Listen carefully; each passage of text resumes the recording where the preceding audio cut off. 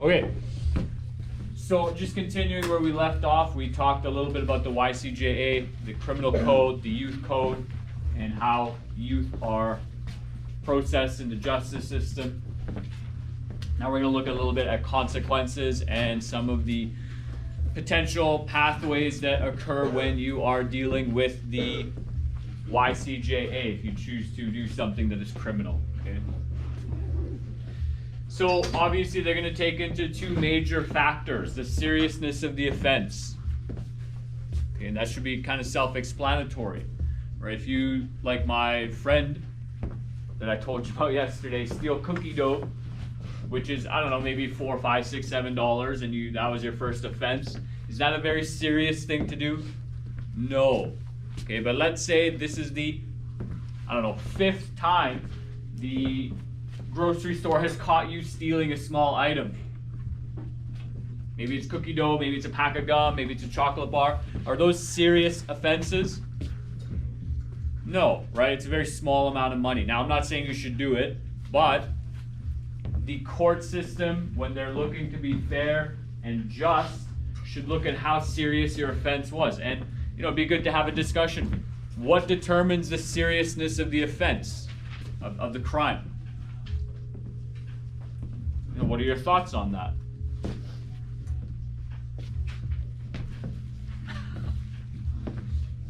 Sometimes you throw them up and they just fall. Okay? But it should be something you should consider, right? Like, how bothered are you by a particular thing? And does that determine the seriousness of it? Okay.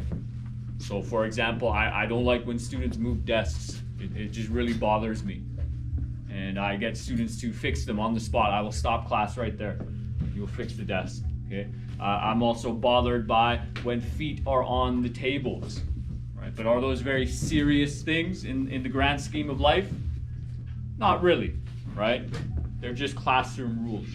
But let's say if you were to, I don't know, pick up a chair and hit your buddy with it. That's a big no-no, right? That's a serious offense. You've assaulted a person using a weapon. Maybe you hit them over the head and they get injured, okay?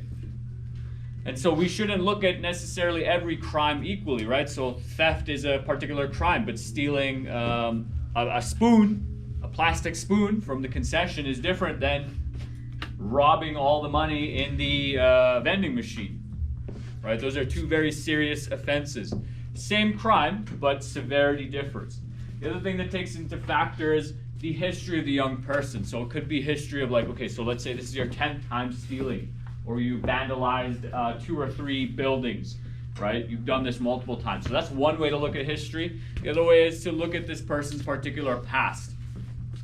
And I'm not sure how much our justice system really does that, looking into, like, well, this person comes from a broken home, they have an abusive household, right? These are things that maybe from a personal level you can take into account and ask yourself, like, how upset do I want to get at this person for doing this thing to me? Particularly as a teacher, some students can be very challenging to deal with. And then recognizing that maybe their home life isn't so good. Maybe their relationships with adults aren't very good, and so they don't really know how to properly interact. And so I can make my own personal decision and say, I'm not going to get emotional in this situation and have a reaction to this person being a bit defensive, right?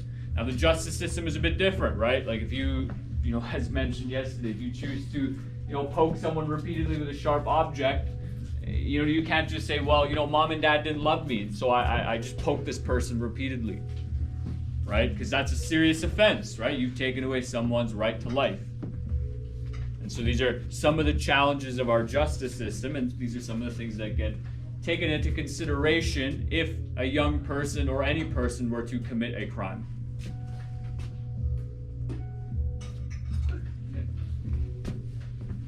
Your attitude can determine a lot in life. Some people have a more negative attitude about life. They see problems everywhere.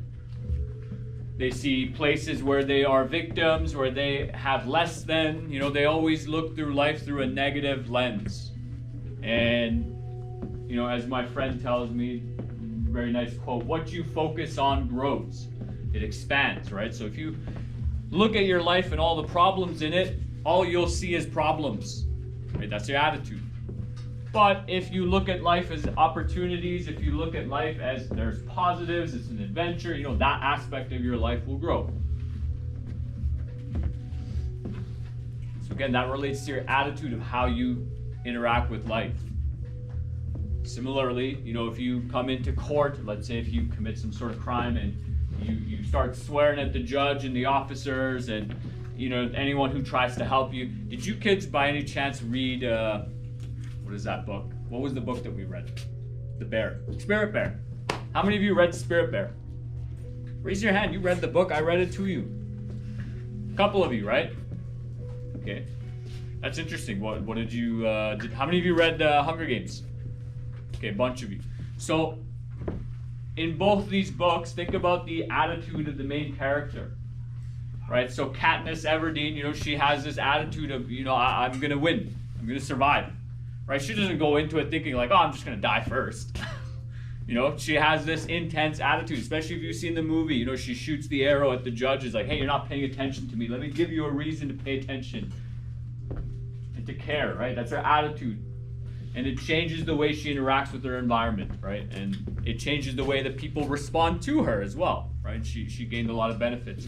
In Spirit Bear, you know, you have, what's the guy's name? It's Cole Matthews. Okay, Cole Matthews, the character, he has a very bad attitude. He thinks he's a victim, and only when he starts changing his attitude, although at the start of the book he's lying about it, but his shift of attitude, slowly but surely that affects his life. And so obviously, you know, the way your attitude is in dealing with these processes is going to impact the way that people deal with you.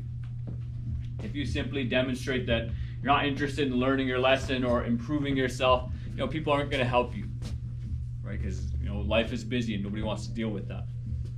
Okay. Circumstances can be taken into account, and, you know, that's an interesting question. Should we take your circumstances into account if you commit a crime, right? So let's say you have your car stolen, right? And let's say you worked for 8 months at some like crappy job, flipping burgers or whatever. I mean, that's not a crappy job, but maybe not the funnest job. And you worked for 8 months to buy a car and someone steals it. And then when you go to court, they say, oh, you know, I don't know, I was born in a poor house and I don't have money for a car. You know, how's that going to make you feel? Should we take into consideration that, hey, this person was born in a household with less income, maybe we shouldn't punish them as harshly? You know, like, what are your thoughts on that? Doesn't work? Potentially, right?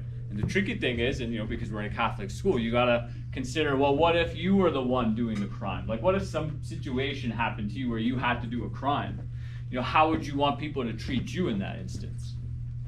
Right? And that might be very difficult for you, right? Like, you're young. It's like considering other people and how they want to be treated and how you want to be treated might be very challenging for someone in grade 9. And to think all of that through.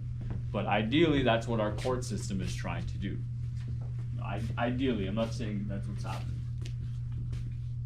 Okay. So the focuses are, there's 3 R's, not reduce, reuse, recycle. Okay, that's something else. To be honest, I don't really remember all 3 R's, so we'll just go by them one by one. But rehabilitation, we talked about that last time in the previous class. Right, so the idea is that if you are a young offender and you're engaging in criminal behavior, ideally before you turn 18, we want to rehabilitate your behavior and your worldview. And, you know, part of what I did at the start of the semester is an attempt at that.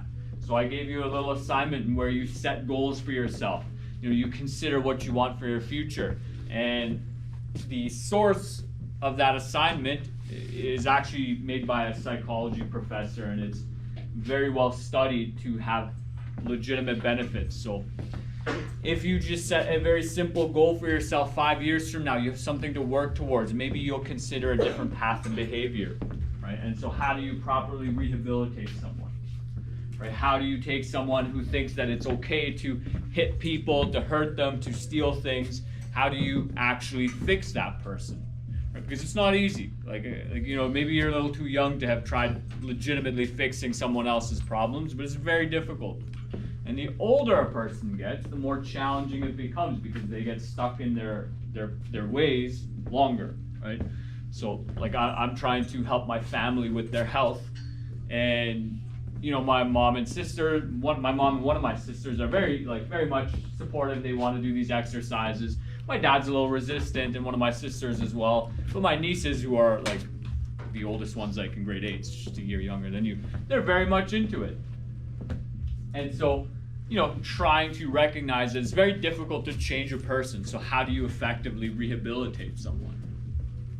And I would say that one of the best answers to that question is like, you yourself as the individual, you have to want to change and be better, right? No one can really force you to be better until you want that yourself.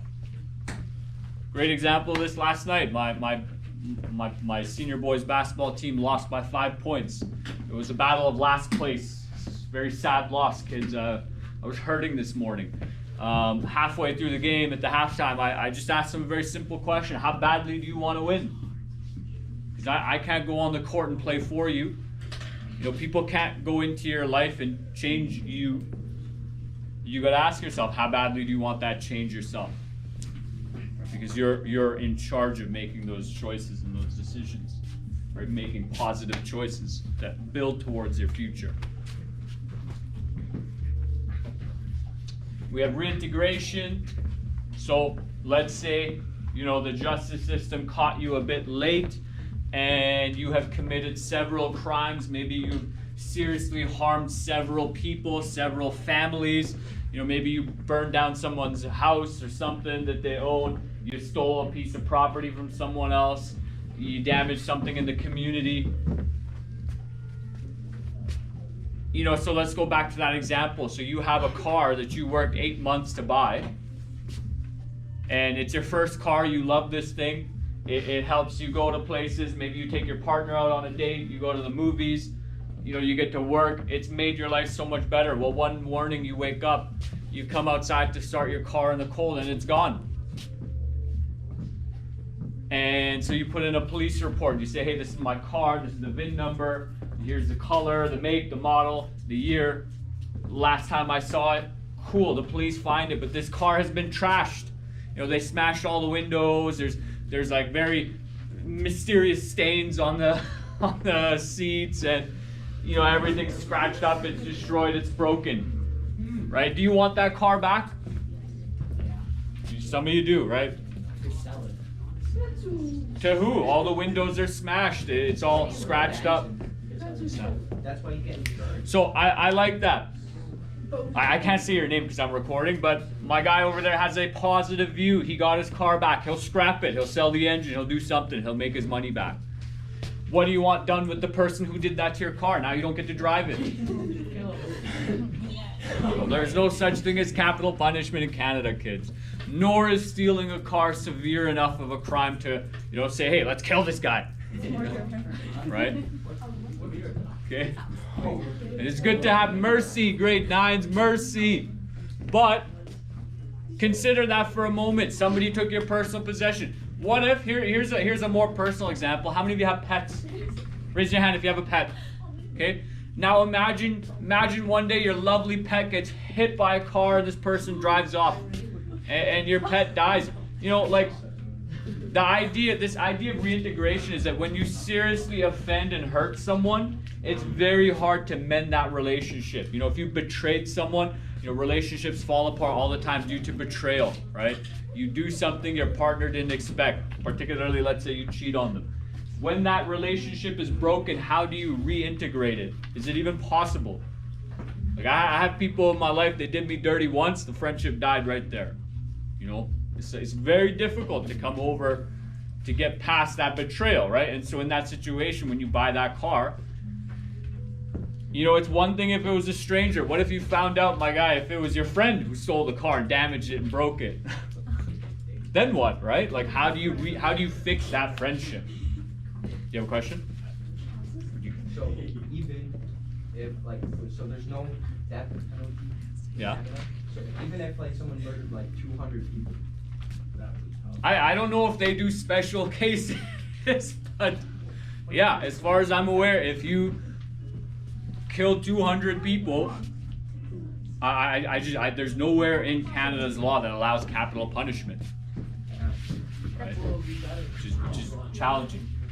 You have restitution as well, so paying for damaged property. So maybe this person pays for your car. So let's say you paid $5,000 for it. Okay, they steal it, they damage it, they destroy it, the car is ruined, the insurance writes it off. Maybe they pay you $5,000. And maybe that makes you feel a little better because now you're even, you got your money back. No, you can't get your dream car back, but you got your money. You got what you put into it. Maybe, right? Because it doesn't always work out, especially with cars. Some people really upgrade their cars. And so maybe you put $10,000, $12,000 into it, which is like a big waste of money. Kids, don't do that. Right? And then somebody trashes it. You know, all you get back is shekels. What are you going to do with that? Right? Your car's gone. Great example. My cousin. His friend lived in the same neighborhood, had a really souped up Mustang, never parked it on the road. The one night he parked it on the road, a drunk driver smashed the whole side of the car. You know, his friend got a little bit of that money back, not all of it, because, you know, the insurance company isn't going to look into the modifications and the tires and all that.